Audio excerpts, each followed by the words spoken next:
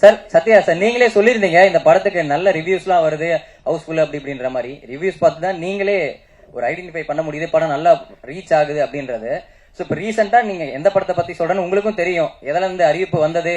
இப்ப படமே ரிவ்யூவால தான் ஓடல அப்படின்றது சொல்றாங்க. படம் நல்லா இருந்தா நல்லா இருந்துச்சுன்னு சொல்ல போறாங்க, இல்லைன்னா இல்லைன்னு சொல்ல போறாங்க, எல்லாருக்கும் தெரிஞ்ச விஷயம். பட் ரிவ்யூவால தான் படம் ஓடல, ஸோ யார் ரிவ்யூ எடுக்க கூடாது அப்படின்ற மாதிரி சொல்லியிருக்காங்க. ஸோ நீங்க சொல்லுங்க, நீங்க பல படங்களை பார்த்திருப்பீங்க, பல ரிவ்யூகளை பார்த்திருப்பீங்க. இப்ப சமீபத்தில் இந்த பிரச்சனை போயிட்டு இருக்கு. இல்ல, ஒரு படத்துக்கு ரிவ்யூ பண்றது வந்து பத்திரிகையாளர்களுடைய உரிமை, அதை நான் இல்லைன்னு சொல்ல. ஆனா வேணும்னே கொஞ்சம் அதிகமா போக்கஸ் பண்ணி அடிக்கிறன்னு ஒண்ணு இருக்கு இல்லையா, அது வந்து நீங்க சொல்ற படத்துக்கு தெளிவா தெரிஞ்சது. ஒரு படம் பிடிச்சது பிடிக்கலங்கிறது வேற, பட் கரங்கட்டி அடிக்கிறது அப்படிங்கிற ஒரு ஃபீல் வந்து அந்த நீங்க சொல்ற குறிப்பிட்ட படத்தினுடைய ரிவ்யூக்கு வந்தது. அது தவறான விஷயம் அப்படின்னு நான் நினைக்கிறேன். ஏன்னா ஒரு படம் பிடிக்குது பிடிக்காத ஒருவருடைய தனி மனிதனுடைய விருப்பம், அதுல வந்து எந்த விதமான அப்ஜெக்ஷன் கிடையாது. இருந்தாலும் அந்த ஒரு ஆஸ்பெக்ட் வந்து தப்புன்னு நான் நினைக்கிறேன். அது கொஞ்சம் இருந்ததா நானும் உணர்றேன். ஏன்னா நல்லா இருக்குது நல்லா இல்லைங்கிற தாண்டி பர்சனலா அட்டாக் பண்ணி பர்சனல் லைஃப் எல்லாம் அவங்களுடைய தனிப்பட்ட வாழ்க்கையெல்லாம் அட்டாக் பண்ணிங்கிறது வந்து அது எப்படி ரிவ்யூக்குள்ள வரும்? அதுக்கு ரிவ்யூக்கு என்ன சம்பந்தம் இல்லையா? இல்ல சார், இப்ப நீங்க சொன்ன மாதிரி ரிவ்யூஸ் எல்லாமே ரிவ்யூவர்ஸ் பண்றது இல்ல. இப்ப தியேட்டர்ஸ்ல இருந்து படம் பார்த்துட்டு வர பப்ளிக்கு கொடுக்குற ரிவ்யூ தான் பண்ணக்கூடாதுன்னு சொல்லியிருக்காங்க.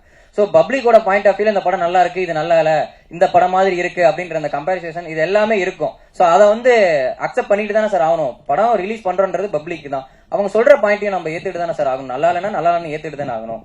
இல்ல, அது ஏத்துக்கிறது தப்பு இல்ல. ஆனா என்னன்னா ஒரு கல்ட் டெவலப் ஆயிடுச்சுன்னு வச்சுக்கங்களேன்.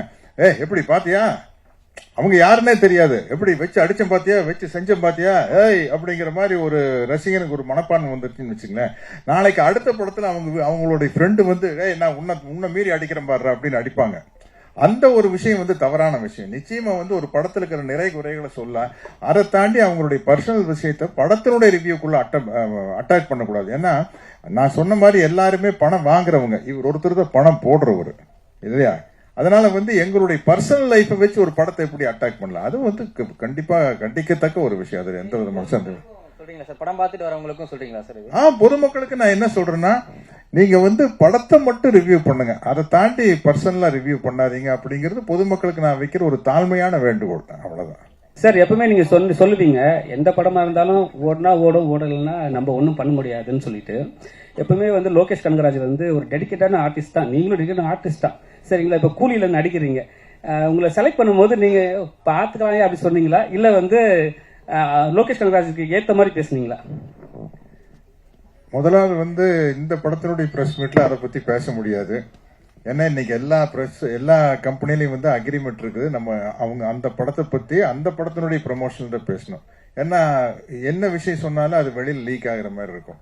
நான் வந்து அக்ரிமெண்ட் வேற வர கார்பரேட் கம்பெனி அக்ரிமெண்ட் வந்து அந்த காலத்துல ஆனந்தவுடன் இந்த கல்கி தீபாவளி மலர் அளவுக்கு வருது.